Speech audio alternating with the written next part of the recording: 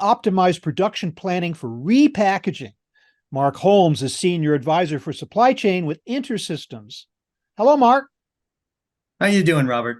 Good, and thank you very much for being with me. So, just to set the definition here, what we're talking about, when you refer to repackaging, what do you mean exactly? Yeah, so let's say that let's say we stick to the FMCG or food and beverage industry. Fast moving consumer goods, Ex- FMCG. Mhm. Exactly. What we're talking about is the ability to be able to take finished product that is somewhere in the network that's been manufactured, but then to repackage it into a different final consumable, sellable package. I see. And typically within contract manufacturing environment. Okay, kind of value added job for Exactly. the contract manufacturer. All right, Exactly. with that in mind, what are the biggest challenges that you see right now for the optimization of production planning processes when it comes to repackaging? Yeah, it's a very good question. In fact, what we're seeing in the market today, and I can list five Okay. actually that we're seeing on a global basis. Some in other countries, uh, but all very relevant. I would say, no visibility to inventory holistically.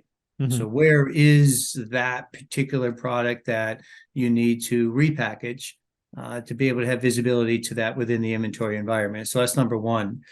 Oftentimes we're seeing much more than you would think is the manual processes that have to take place.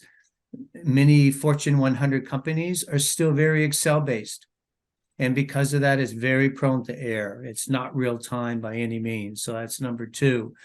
Unable to redirect inventory from multiple locations. So in other words, the lack of the ability of systems or applications to have that intelligence to redirect, to optimize.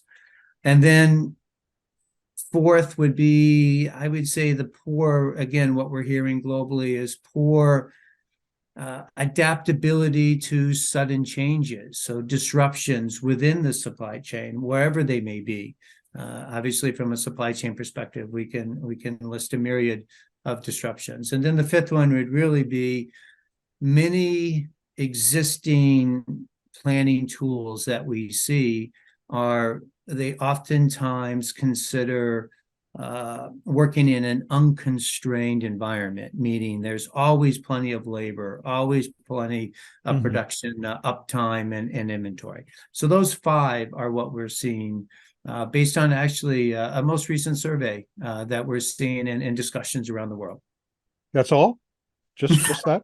Yeah, that's it. Okay, Those five. that's a lot of stuff to swallow. Okay, Yeah. maybe tell me if can you cite any specific examples though, where the technology in terms of innovations in supply chain management has actually significantly served to optimize fulfillment and demand planning metrics?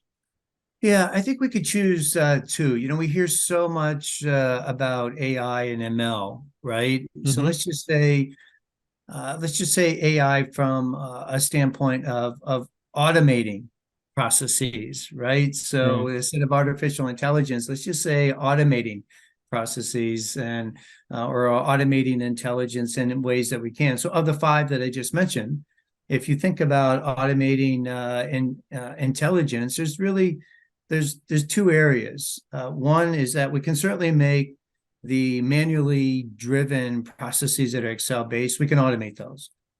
But that helps with obviously productivity, accuracy, real-time decision making, which then ultimately helps you with optimizing that production planning process to meet some fulfillment metric that you're looking to do. Mhm. But also the ability to be able to what we would call rebalance inventory. There's more of an ability to rebalance to get that inventory in the most optimal way to the point that it needs to be repackaged in a very, very optimized way.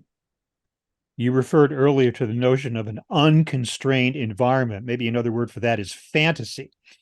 Uh, I'm Yeah. wondering Talk about some of the common hurdles that companies are facing when they're dealing with applications and systems that don't work well in an actual constrained environment, which of course is reality.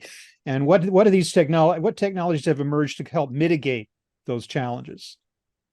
I think it's a good question. And if we look across many organizations, there's many applications that a company will have within their environment to be able to, beyond just repackaging, just really production planning optimization, if you look at it that way. Very few companies just have one system, especially if you're working in a contract manufacturing environment.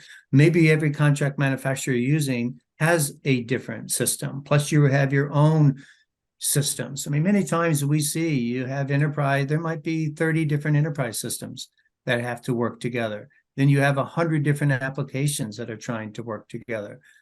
You think about that, even though you may be working in a constrained environment, how do you make all those systems talk together to work in a constrained environment, to optimize? And I think that's the biggest issue. And that's why you're hearing so much more around, and I really like what Gartner came out with on their decision intelligence data platform. So I truly believe that, look, we're always going to have enterprise systems, we're always going to have applications, but to your point, let's just pretend that that unconstrained is now constrained. There's still limitations in being able to manage and execute with a constrained environment.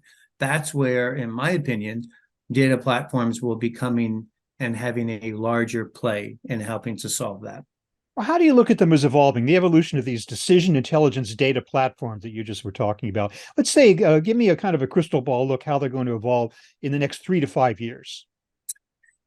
Yeah, I think number one, I think there has to be an appetite within corporations that say, look, you know what? We're done with our applications and our enterprise systems. We need to move to data platforms. So there has to be a higher level decision within the company that data platforms is the way that the business is going to want to move forward. Once you get to that position, I think there's different kinds of data platforms that will play, right? And again, if I were to reference Gartner does reference there's different kinds. There's some kinds that maybe will concentrate on 2 or 3 use cases. So they're definitely use case specific. There may be other types of data platforms that are non-use case specific. They're more, I would say, custom use case based on whatever the use case at hand with a particular client. So I think it's the adaptability, the flexibility to be able to incorporate when necessary AI and ML capabilities. So the more what I call the ability to put more intelligence into the data platform is definitely going to evolve. It's not easy. You talk about bringing in disparate data and harmonizing and normalizing disparate data. There's technologies that do that. Then being able to just simulate business processes, another set of technologies. Being able to have ML and AI, another set of technologies.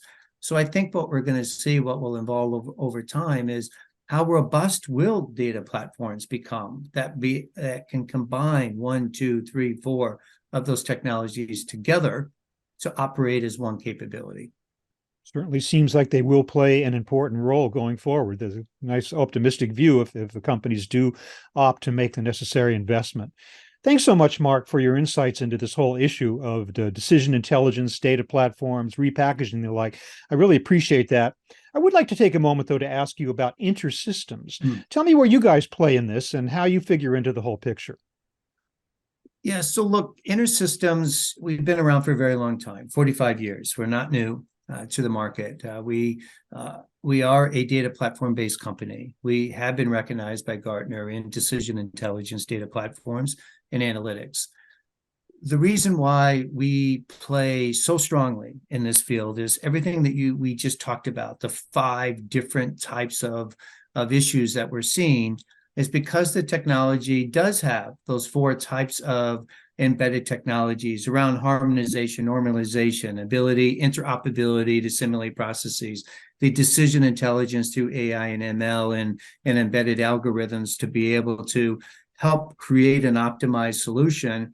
within the existing environment of applications. It's complementary to applications and enterprise systems. Is we can overcome everything that we've been talking about in this short discussion that we've had, and it's the actual, I would say it's what we do, and we do that well. Mark Holmes of InterSystems, thanks again so much for your insights into this whole larger subject, as well as telling me a little bit about InterSystems as well. Thanks very much for being with me today. Thank you very much, Robert. Much appreciated.